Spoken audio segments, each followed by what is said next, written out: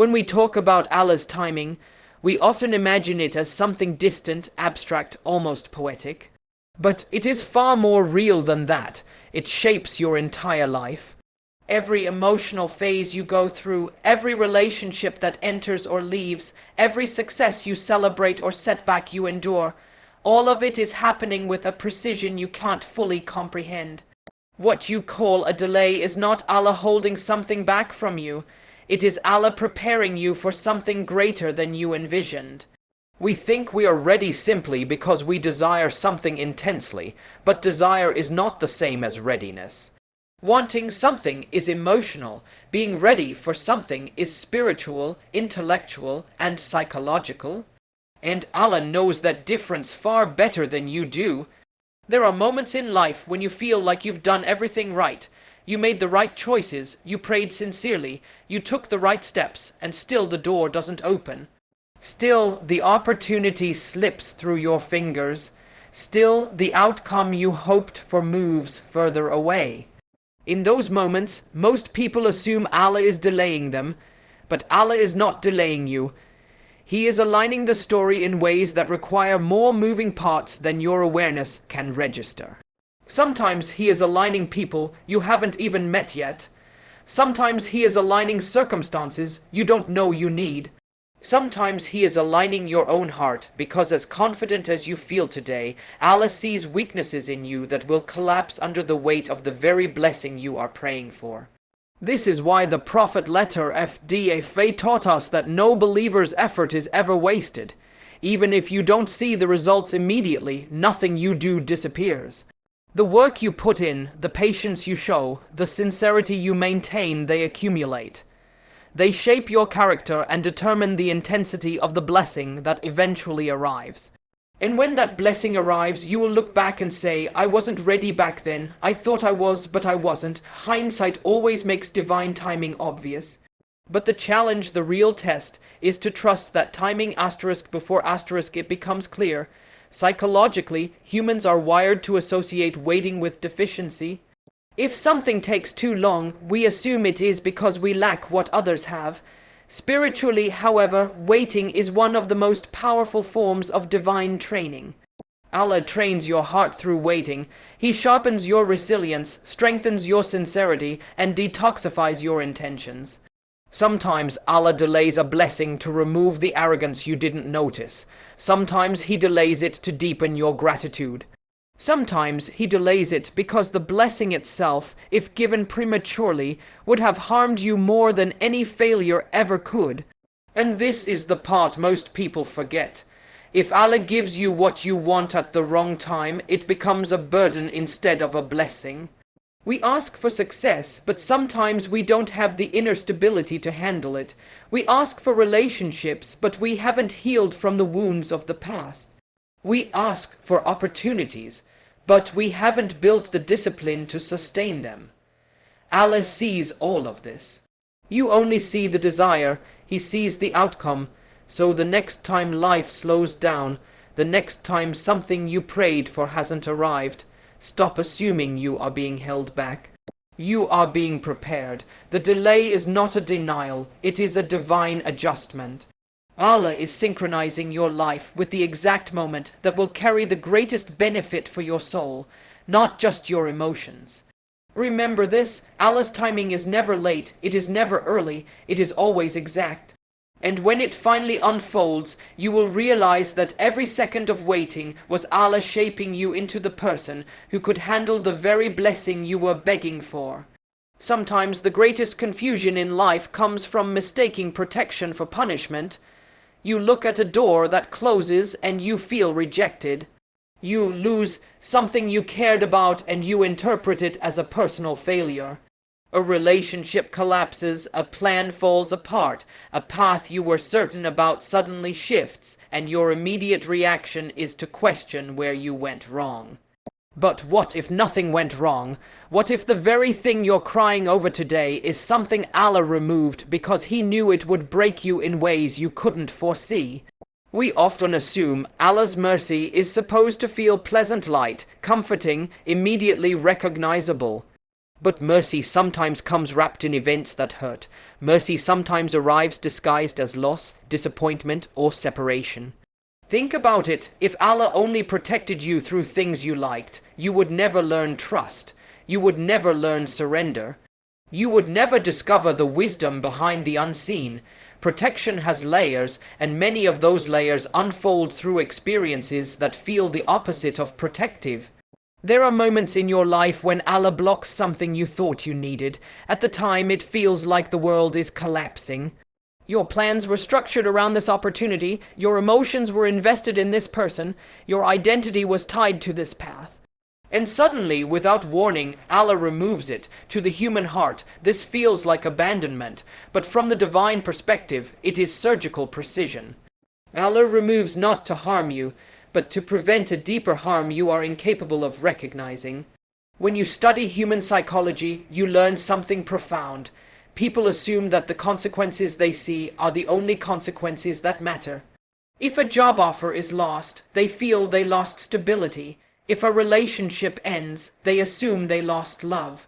If a plan derails, they think they lost direction. But Allah sees consequences you will never be able to calculate. He sees what that job would have done to your character.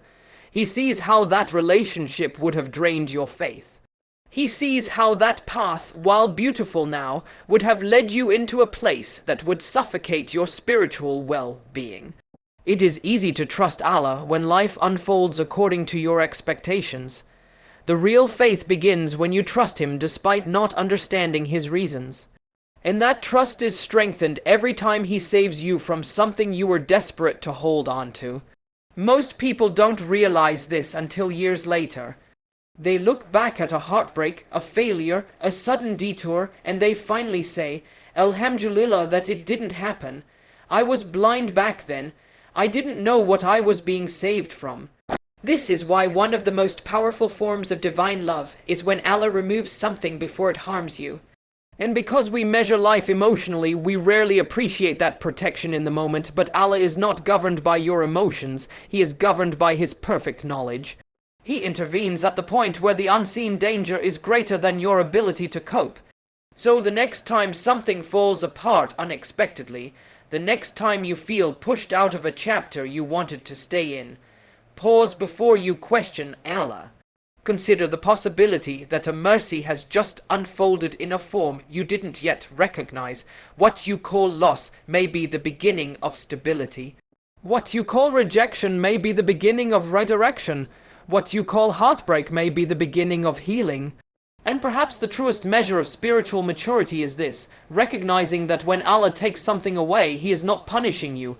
He is protecting the future version of you that you haven't met yet. One of the most misunderstood realities of faith is the way Allah responds to your du'as. We grow up imagining du'a as a simple request and answer mechanism. You ask, Allah gives. You ask again, Allah gives again, and when life doesn't unfold according to that expectation, the heart becomes unsettled. People begin to wonder, is Allah listening to me? Did my dua fall short? Did I do something wrong? But the problem is not that Allah isn't answering. The problem is that we expect the answer to appear in one specific form, at one specific time, in one specific way. And when it doesn't, we assume the dua went unanswered when in reality, it was answered in a way the mind has not yet learned to decode. Dua is not a transaction, it is a relationship. When you call upon Allah, you are not merely requesting an outcome. You are expressing your dependence. You are placing your heart in the hands of the one who knows you better than you know yourself. That moment of surrender is the real essence of dua, and Allah never allows that moment to go to waste. Every sincere supplication is absorbed into the fabric of your destiny, even if you never see its immediate manifestation. Sometimes Allah answers your dua instantly, in the exact way you asked. These are the moments when faith feels simple. But sometimes the answer is delayed, not because you are unworthy, but because the timing is not suitable for the blessing to uplift you. A blessing that comes too early becomes a burden. A blessing that comes without preparation becomes a test you're not equipped to handle. Allah delays not to deny, but to refine you, to transform you into the person who can carry the blessing with gratitude rather than arrogance. And then there are du'as that Allah answers by giving you something entirely different from what you asked for. This is the most subtle and intellectually challenging form of divine response. You ask for a relationship and Allah gives you clarity. You ask for success and Allah gives you discipline. You ask for a specific job and Allah gives you an opportunity you didn't even imagine. You ask for ease and He gives you strength. It's not that your dua was ignored, it's that Allah looked beyond your words and answered the deeper need hidden inside your request. Sometimes what you want is not what your soul needs, and Allah always prioritizes the need of the soul over the desire of the moment. Finally, some du'as are not answered in this world at all. They are preserved, perfected, and returned to you on the day when you are desperate for every ounce of mercy you can receive. On that day, you will see the accumulation of every tear you shed in sujud, every whispered plea during your lowest moments, every silent dua you thought disappeared into the night. And you will say, I wish none of my du'as had been answered in the dunya, because what Allah has given me now is far greater. This is not a poetic exaggeration. This is the reality the Prophet letter FDAF taught us. No dua of a believer is ever wasted. From a psychological perspective, this changes everything. It means you can never interpret silence as rejection. Silence is not rejection, it is redirection, protection, preservation. A dua that doesn't materialize is not a failure of your faith. It is a reminder that Allah's knowledge spans beyond your immediate horizon.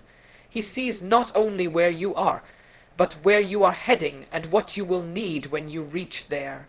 So every time you raise your hands, do so with certainty, do so knowing you are entering a conversation with the one who never forgets, never ignores, never overlooks. Your words matter to Him more than you realize. And if you ever feel discouraged, remember this simple truth: a dua is never lost. It may change form, it may change timing, it may change direction, but it never disappears. It always returns to you in the way that is best for your dunya, your heart, and your akhirah. Hold on to that certainty, and your duas will stop feeling like unanswered requests, and start feeling like the beginning of miracles still unfolding. One of the most subtle forms of self-sabotage is when a person misreads the events of their own life. You misunderstand a temporary hardship as a permanent state. You interpret a moment of pain as a sign that Allah has withdrawn His mercy. You look at a chapter that feels uncomfortable and assume it must mean the entire story is collapsing. But the truth is far more profound. Allah never fails you. What fails you is your interpretation of what He is doing. You look at life with the eyes of emotion, but Allah manages your life with the wisdom of eternity. We are a generation that has been conditioned to seek instant results. Everything is expected to be quick, clear, and predictable. But Allah does not operate according to the logic of immediacy. The divine plan unfolds with layers, with timing, with purpose. Sometimes the wisdom behind an event is revealed instantly. Other times it takes months or years, and sometimes Allah reserves the full clarity for the next life entirely. The absence of explanation is not the absence of care, it is the presence of trust being built within you. When you assume that a hardship is a sign of divine abandonment, you trap yourself in a narrow understanding of Allah's mercy. Hardship is often the very tool Allah uses to elevate you. It humbles your ego, strengthens your reliance, and recalibrates your priorities. Pain is not the opposite of mercy, it is one of its most complex expressions. The problem is not the hardship itself, it's the narrative you attach to it. Two people can go through the exact same difficulty. One collapses under it, believing Allah has deserted them.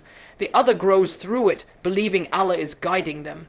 The external event is identical. The internal interpretation makes all the difference. Spiritually, this is one of the greatest tests of faith. Can you trust Allah when the story doesn't make sense? Can you trust Him when you have more questions than answers?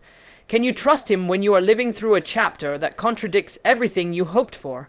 True conviction is not believing when the path is bright and logical.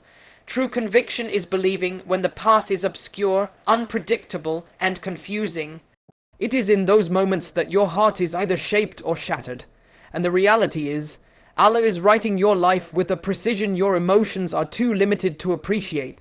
The events that feel like detours may turn out to be the very routes that lead you to the greatest growth.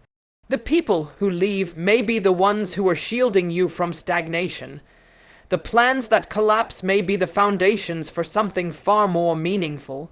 Allah is not interested in giving you the life you imagine. He is interested in giving you the life that will bring out the best version of your iman, your character, and your destiny. This is why the Prophet letter FDFA taught us that Allah is with his servant as the servant thinks of him. If you assume Allah has failed you, you will see your life through a lens of disappointment. If you assume Allah is guiding you, you will begin to recognize meaning even in the cracks of your story. Psychologically, this is transformative. When your mindset shifts, your experience of reality shifts with it. Spiritually, it is even more profound. When your heart trusts Allah, even uncertainty becomes a form of worship. So the next time you face confusion, the next time a hardship arrives uninvited, remind yourself, the story is still being written. You are not seeing the full picture. You are witnessing a fragment of a divine plan far greater than your present discomfort. Allah never fails anyone who turns to Him, trusts Him, and walks forward with sincerity. And if there is one truth you carry with you from this moment onward, let it be this. Your story makes sense to the one who wrote it. Trust him long enough to see its wisdom unfold.